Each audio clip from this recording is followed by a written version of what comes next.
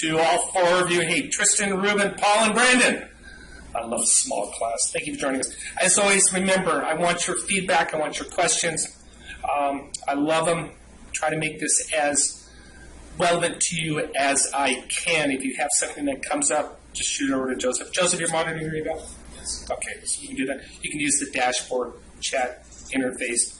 And again, I don't know if I went over it last week, but you can size the video part of this. You can put top, bottom, left, right. You can get rid of it. Do whatever you want. Hopefully Tristan has sound now through her computer at work. And we're all over the country. We got L.A. I'm sorry, that's not right. I got San Pedro. I got Texas. Bastrop. I think that's Houston area. Corrected. Brendan's in Glendale. You're right down the road from me, Glendale. And where's the other one? Tristan's out of Rhode Island, New Hampshire, Northeast. Welcome. Okay, let's go to the poll questions. Oh, and if you have a question, you can raise your hand, and we'll be happy to patch you in, and you can ask me live. So feel free to do that. Do you believe you will see a prime rate exceed 20% in your banking career? For those of you who didn't have a chance to watch the videos, I made the point. I was a junior lending officer. December 19th, 1980, prime hit 21.5%. My boss called me over, smoking his cigarette, and said, "Kid, you will see another economic downturn in your lifetime. Be prepared." And guess what? 40 years later, it happened. He was right. So cycles come, and I don't know if we'll have a prime rate. Yeah, 50-50. I don't know if we'll ever go to 20%. I hope not. That'll just devastate Main Street and devastate small business. And as I talk in the videos, a variable rate does not protect the bank. It puts the risk to your borrower. As a BDO, one of the criticisms of 7A is we're out there selling variable rate real estate loans, 25-year real estate loans. You can certainly offer fixed rate loans. You can certainly push into a 504. So those are issues to consider. Do you know the 5 C's of lending? Yes or no? You should. All bankers should.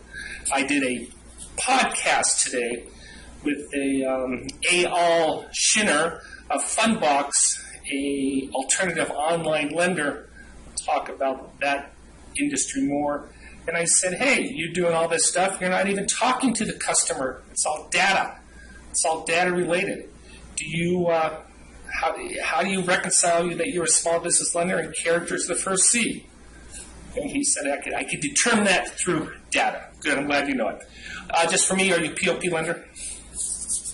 If you're not, that's okay. I'll give you some strategies on how to compete with POP lenders. As a POP lender, we go out there. We can get an approval for you right away because we're fast and we're efficient. And we can prove it on behalf of SBA. And I'm shocked. I'm shocked. I thought I'd be the other way around. So yeah, it's a small crowd. You can compete very well as a GP lender. And the best way to do that is do your job up front, get all the questions answered. I spent a lot of time in this course of use of proceeds. Don't have changes.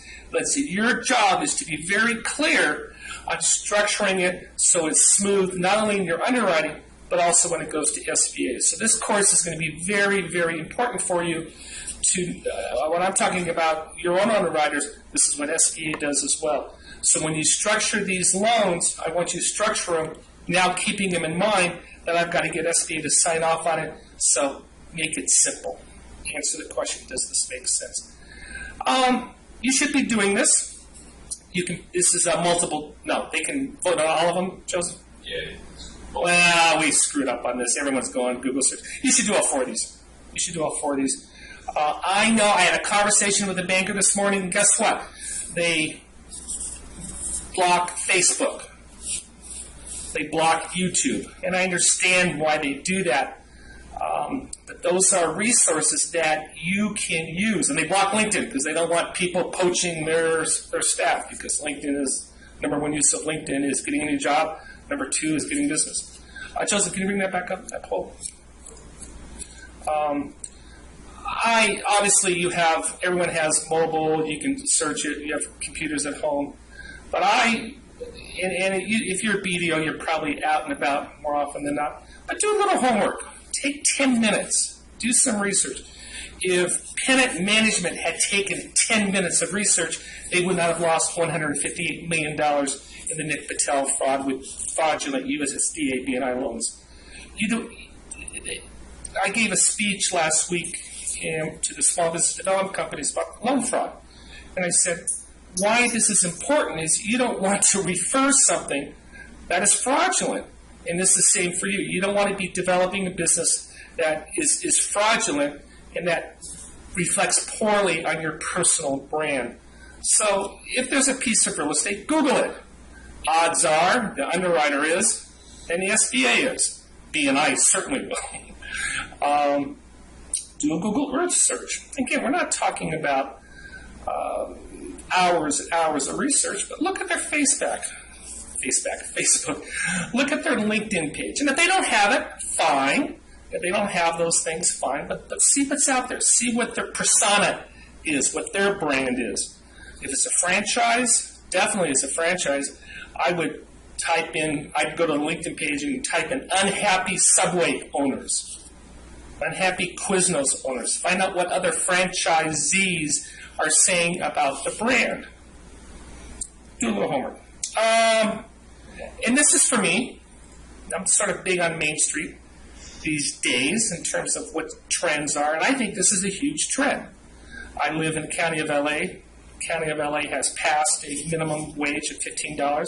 City of LA, I'm on a board of a nonprofit where we provide food to homeless and poverty day laborers, and it's going to impact us directly. So when you're talking to these people, probably the better question is when you're interviewing your prospects, ask them, how do you feel about a $15 minimum wage? If you're a Franklin Brothers case study, as we'll go through, that's not going to be that impactful. Gray's Dry Cleaning, if you hire a couple people, that is going to be impactful. I personally think this is huge. This is not a political statement. It's simply the politicians have found out that they can do this without raising taxes, and they feel it's a win. So I'm agnostic in terms of the position. I am urging you that this needs to be considered and that your people need to get it. I talked to restaurant owners here in the County of LA, and they're a little concerned about what could happen to their business. Week one was an overview. I wanted to give you a flavor, a history of what's happening in SBA. I hammered you a lot in credit elsewhere. I think that's important if you are a participant in the SBA program to understand that, to understand what it means, what the intent is. Obviously, prudent lending, we all want to be prudent lenders. I hope you enjoyed the little things of the book. I didn't want you to be up at night about what happened to PNC Bank. Please, if you have a chance, read that 1920. As I said, it's oversimplification, but it's true. Everything you need to know about SBA lending is in that 1920. And there's a lot of good information in that. And I gave you some other credit elsewhere readings. That was optional. I hope you read it. And some stuff that I have read from that. Let's see. Questions? Why do you harp on this is from last time I did this course. Forgive me. So why do you harp on this? I've yet to see a guaranteed denial related credit. This is why it's important. It's important because SBA is a political program. It is dependent upon Congress to fund it. This is not a guaranteed denial issue. However, I've talked to the Inspector General, and they are very interested in this issue. They want to make sure that their program, and the Inspector General is very possessive of their program, is being used the way it is intended. And if they see loans that are being underwritten through SBA that could be done conventionally, you may not lose a guarantee on that, but that could cause political repercussions to the problem. So therefore, in terms of the narrative Look what NADCO does with 504. Jobs creation, job retention. That's what we do. And for this, 7A is access to capital. It is important. You need to understand this. I believe it is a critical issue with the Inspector General in the future, and I could certainly see the Inspector General denying guarantees, say, hey, you would have done it. That's going to be, and the problem is you have to sort of disprove a negative. I'm willing to make Franklin Brothers a $2 million conventional loan or a $2.2 million SBA loan. So there's some wiggle room. How can lenders do 0% down? I talk about this in the class, and the short answer is they can't. And if they're doing it, they're going to have a repair. I've gone on record with that, and I've had conversations with them, and I don't care. I believe I'm right.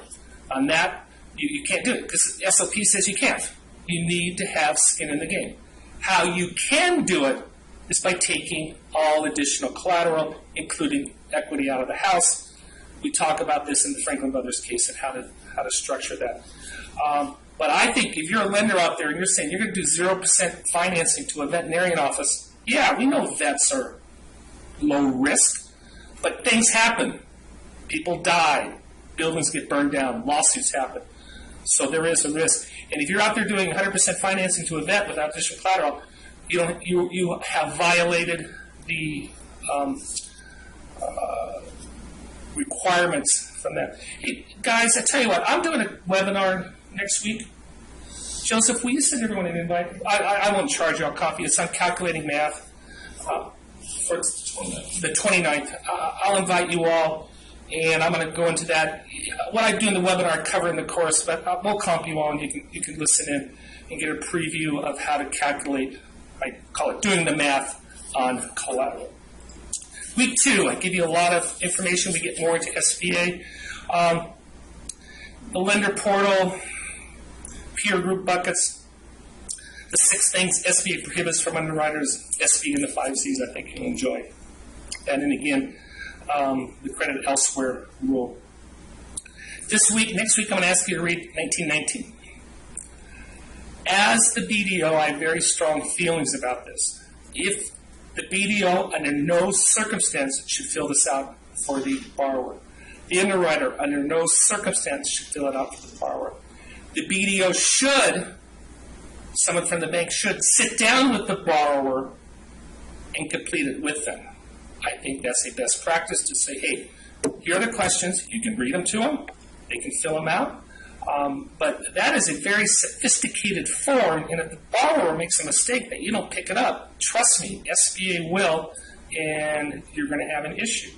So I think a best practice for BDO is you sit down with that borrower and you complete the 1919. Remember, where people get in trouble from the 1919, where borrowers go to jail, is when they answer incorrectly that they have a clean criminal record. And it's very clear. And if they answer yes, then you need to go and get additional information. You need to get a 912, and there's a whole series of steps that need to happen. So if you have a borrower with a criminal background, it doesn't mean they're ineligible. There's a little bit more paperwork, and that I believe that's a BDO function. I believe the BDO should answer as many questions as possible for the underwriter, and the BDO needs to develop a reputation when his or her deals are put on the desk, they've done their homework. I don't expect a complete cash flow detailed analysis that the underwriter would do. I'm not going to ask you to do that. When we do cash flow, I'll tell you what we do. You should do a little simple one. You should definitely have the structure down, and you should have all those questions answered on the 1919. And more importantly, you need to be a professional to know what's in that 1919. So read it and pay attention what's in there. There's a lot of this pro forma. Is this person an officer or director of the bank? No. You understand it. But does this person have a spouse who works for SBA or is a high enough level works in the government? And you're going to have to do some work and understand what you have to do. So just understand, don't have someone and dump that particularly on the closer also. And that's why deals don't get funded. Hey, this person has a spouse who's a sub-cabinet level appointment over in HHS. Well, that's got to be cleared. That's got to be cleared. It's very rare that you're going to have that situation, but you should be aware of it. So that is my admonition to you today. And with that, I respect your time. We're at 15 minutes. Do we have any further questions? We have a clarification. Clarification. Do you want to know if it's being recorded? Yes, this is being recorded, and you can access this at your leisure at any time. If you do not want to, I assume the question is you don't want to be recorded. Is that where you think we're coming? No, they just want to, if they miss it. Oh, if you miss it, yes, this will be recorded. If you miss any of these sessions. And remember, I'm also going to do I haven't quite figured it out, but I'm going to do a whole session on specifically LinkedIn and social media, what you can do, and I will schedule that. I'd love feedback. I think I'm just going to schedule an hour. Probably, maybe the best way to do it, since you're already used to this office hour time, but just schedule it on a Friday, and I'll give you plenty of notice that's going to go for an hour on that. Very good. Any other questions? We have a hand raised. Oh, we have a hand raised. Can we patch them? I love it. Tristan, welcome. Is she going to come on? How's this going to work, guys? It's unmuted. Are you able to speak? Well, you're able to speak, Tristan. I understand that. Are we able to hear Tristan? Go ahead, Tristan. Go ahead. I guess not. I guess it is difficult for us to figure out how to patch someone. Guys, can we figure that out for next week? Hold on. I'm sorry. Let's see if that works. All right, try one more time. Tristan, you there? Solid. Why not have a mic? Maybe a mic issue. Anyway, hey, Tristan, let me make this offer. Why don't you contact us either right now, contact us before next office hours, and I'll have Michael walk you through it and how to do that, because I'd love to get questions live. I stumped the professor. With that, enjoy the weekend. I'll talk to you next Friday.